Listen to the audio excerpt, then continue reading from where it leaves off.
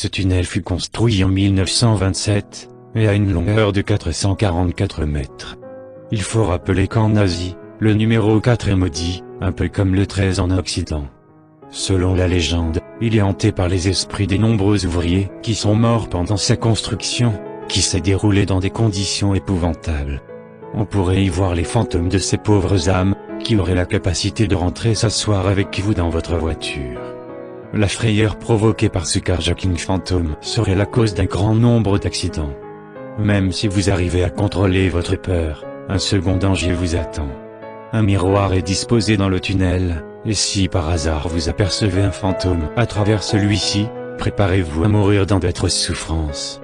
Enfin, pour compliquer le tout, on raconte que la longueur du tunnel varie selon le moment de la journée où vous l'empruntez.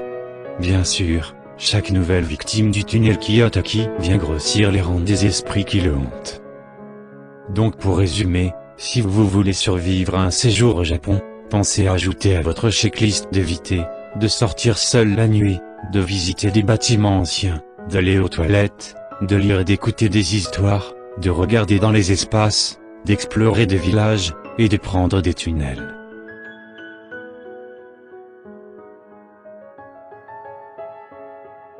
Cette poupée vêtue d'un kimono appartenait jadis à Kiku, une petite fille morte d'un rhume en 1918.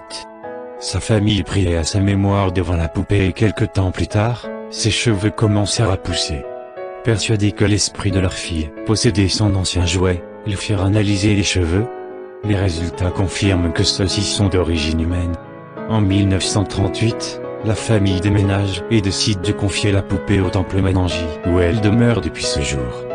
Chaque année, une cérémonie en l'honneur de la fillette a lieu et ses cheveux sont coupés. À ce jour, personne n'a encore pu expliquer comment les cheveux continuent de pousser.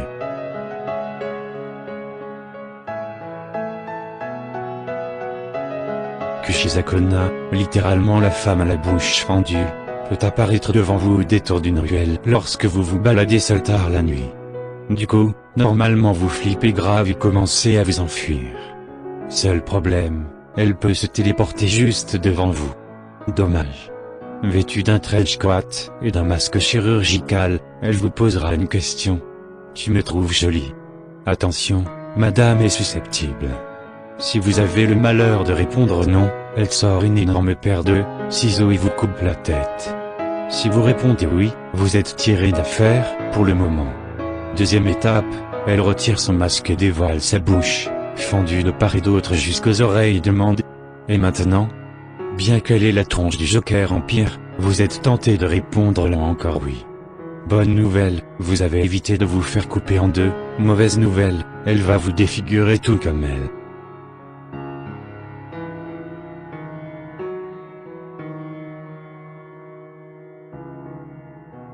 Itobashara signifie pilier humain. Dans le Japon du XVe siècle, il était coutume d'enterrer vivant des personnes dans les fondations ou les piliers des bâtiments. À l'époque, les Japonais croyaient que ces sacrifices contenteraient les dieux afin qu'ils fassent durer les constructions plus longtemps.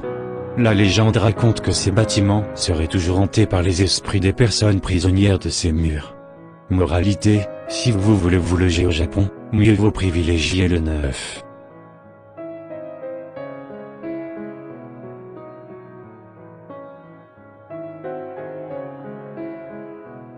Le nom de cette créature provient du bruit qu'elle fait en marchant sur ses coudes. Selon la légende, c'était une jeune et jolie étudiante qui est un jour tombée ou a sauté selon les versions sur la voie de métro alors que celui-ci passait. Elle fut coupée en deux lors du choc, mais sa colère et sa rancune furent tellement fortes que son torse cherche à se venger. Si vous croisez ce monstre, prenez garde.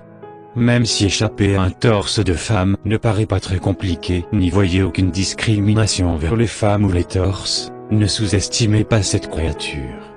Elle peut se déplacer très vite sur ses coudes et cherchera à vous trancher en deux avec une faux qu'elle peut créer à partir de son corps. Parce que oui, elle peut fabriquer une arme comme ça en 2-2, par contre des jambes c'est pas possible.